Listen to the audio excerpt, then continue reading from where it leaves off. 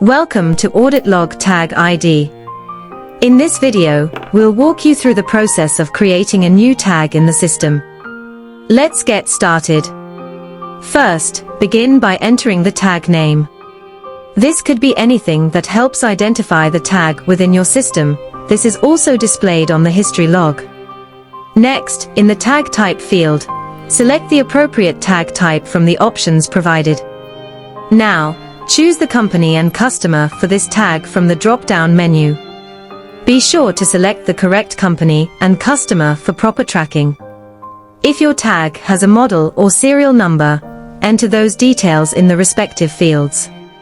These are optional, but useful for further identification. Next, if there are any specific dates required for this tag, such as installation or inspection dates, select those from the date picker.